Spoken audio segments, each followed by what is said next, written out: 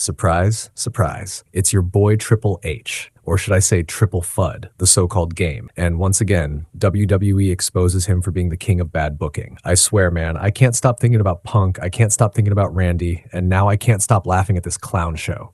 So here's the deal. At WrestlePalooza, or the build-up to it, they've already spilled the beans. AJ Lee is making her return. Yeah, you heard me. The news sites are screaming it. Punk basically hinted at it on Raw when he mentioned SmackDown being in Chicago, and it's all tied together with that Becky Lynch Punk segment. Clear as day, AJ Lee is coming back. And the big payoff? A mixed tag match. AJ Lee and CM Punk versus Seth Rollins and Becky Lynch. That's the big attraction for WrestlePalooza. Now, on paper, sounds cool, right? But here's where it gets stupid. This is WWE's first ESPN pay-per-view, $30 bucks a pop, and they're pulling every trick in the book to stomp out AEW's All Out, which, oh, by the way, is happening on the exact same day. Instead of, I don't know, putting on great matches and actual storytelling, what's their big idea? Nostalgia and cameos. That's it. That's the game plan. So here we go again. It's like Marvel, hell, maybe even worse than Marvel at this point. They're booking Brock Lesnar versus John Cena. Two legends, yes, but it's nostalgia bait. CM Punk's mere presence is nostalgia bait. AJ Lee's return, nostalgia bait. And now Cody Rhodes is popping back up for his WWE Championship shot. But let's talk about AJ Lee for a second. Fans have been waiting years for this woman to return. It should have been one of the biggest surprises in wrestling history. A goosebump moment. But nope. WWE just straight up tells us she's coming back like they're announcing tonight's dinner menu. No mystery, no suspense, just, hey guys, AJ's coming back, tune in. How do you ruin your own surprises like this? It's beyond embarrassing. They don't care about the moment, they care about the money and the views. And honestly, it reeks of desperation. And of course, the cherry on top, rumors that The Rock might show up. Because of course he might. First big ESPN show, partial owner, blah, blah, blah. It's Cameo City, baby. They're rolling out every possible nostalgia card just to drown out AEW. And here's the kicker. AEW was never going to outdraw WWE in the first place. WWE is the bigger company, bigger fan base, bigger brand. They were already going to win the numbers game. But instead of using that advantage to deliver a killer show, Triple H is out here relying on cheap pops and nostalgia acts. This right here proves WWE has zero faith in Triple H's booking. None. That's why every single episode ends with a forced shock factor moment, because they know the rest of the show is pure garbage and completely forgettable. So they toss in a surprise return, a nostalgia act, or some fake injury angle to trick you into thinking something meaningful happened. Welcome to the cheap pop era. Forget the Paul Levesque era. This is bargain bin booking, dollar store storytelling. And WrestlePalooza is the perfect example. $30 bucks for a show stacked with cameos instead of actual quality. And this isn't the first time they've tried this. Remember when AEW did All In earlier this year? WWE countered with that Saturday night main event garbage where Goldberg had his so-called retirement match. They cut off his retirement speech, faked a Rollins injury, Cena fought R-Truth for no reason, and the whole show stank. Trash. Hot garbage. And that's their counter-programming? Please, let's be real. Tony Khan isn't exactly the second coming of Prime Vince either, but at least half the time when WWE and AEW go head-to-head, AEW puts out a better product. Triple H simply cannot book compelling weekly TV. He can't. Every time WWE is forced to compete, their strategy is nostalgia, cameos, and cheap shock. That's it. No depth, no storytelling, no character development, no long-term payoff. And you wonder why viewership is tanking. Go look at the numbers. I've shown the graphs before. Since Royal Rumble, since Mania, it's been nothing but decline, decline, decline. Why? Because nobody cares anymore. Nothing meaningful happens on these shows. Nothing important is built. It's all short-term pops, and the fans are finally catching on. Wrestling Worm is telling you right now, this is what WWE has become under Triple H.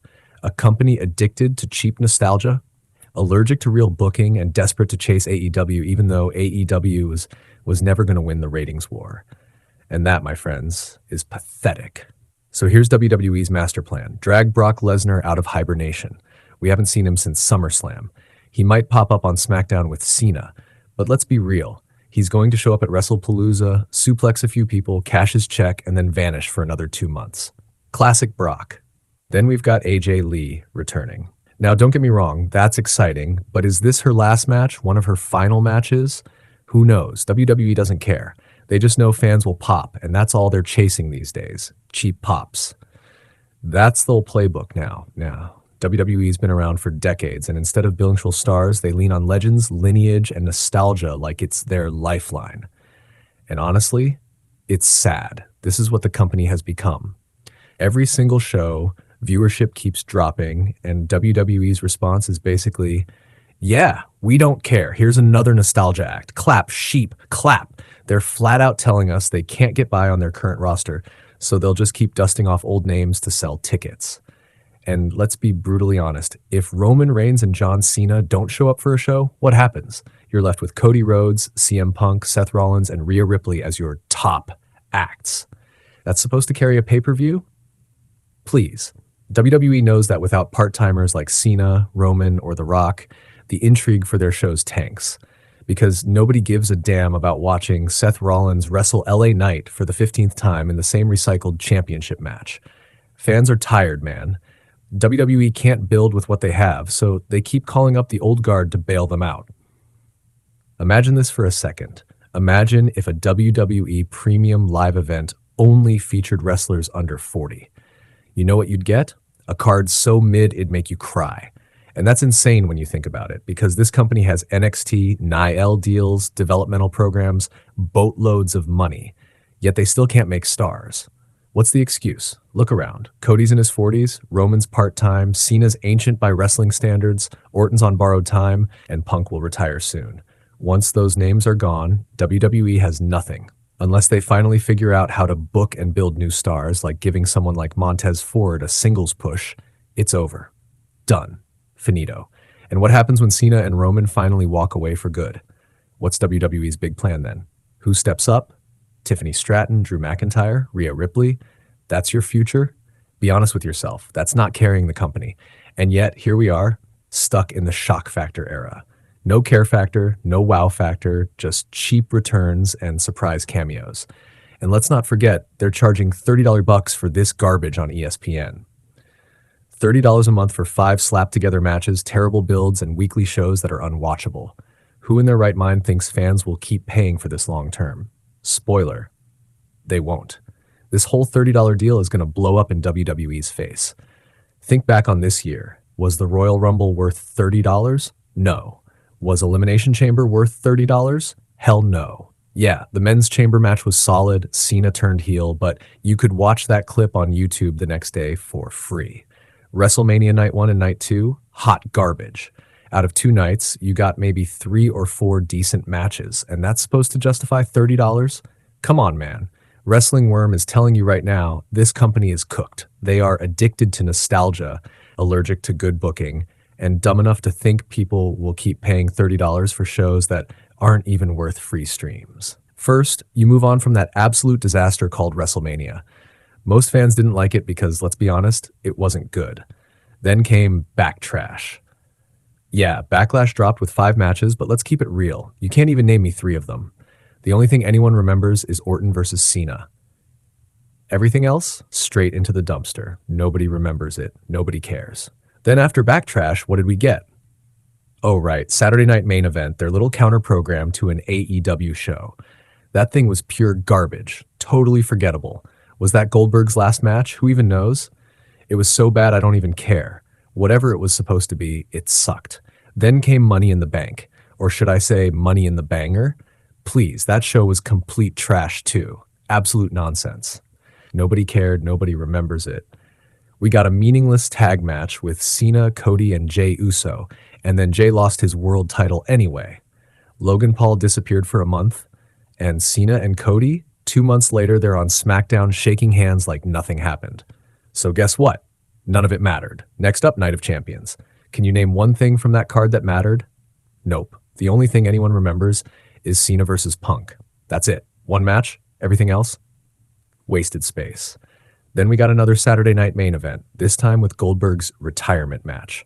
Already said it once, I'll say it again. That show sucked. Fast forward to SummerSlam, 2 nights. Double the show, double the garbage. Some fans call it mid, but me, I call it awful. Maybe a couple matches were okay, I'll give you that. Cena versus Cody was fun, I'll admit it. But the Lesnar shock factor? Dumb as hell. Made zero sense, and we haven't even seen him since. What was the point? Then you move on from SummerSlam, and what's next? Oh yeah, Clash in Paris. Or should I say Trash in Paris? That show was bland, boring, and flat out garbage. The only thing even close to watchable was Sheamus versus Rusev, and we've already seen that match before, just without the weapons. Then Cena versus Logan had some hype. Outside of those two, the rest was mid or absolute dumpster fire. Becky Lynch versus Nikki Bella? Don't even get me started. And this is exactly my point. Look at every single one of these so-called premium shows I just listed, one by one. Which one of them was worth $30? Go ahead, pick one. Oh wait, you can't, not a single one. Yet, WWE wants to charge $30 a month going forward and lean on nothing but nostalgia bait. Is this really the plan? Because let me tell you, it's over. Triple H can't book a good show. He can't build new stars. He can't create storylines that actually matter. He can't build intrigue week to week. And that's why WWE leans on cheap pops, nostalgia acts, and shock factor. Because the current roster, the current stories, the current characters, they aren't strong enough to keep fans invested. And if fans aren't invested, then guess what? Those $30 ESPN memberships WWE is banking on, they're not going to happen. Or if they do, they won't last long. People aren't going to keep throwing money at garbage. And that's the bottom line. Because Wrestling Worm said so. Thank you guys for watching. Have a phenomenal day. Peace out and one love vibe.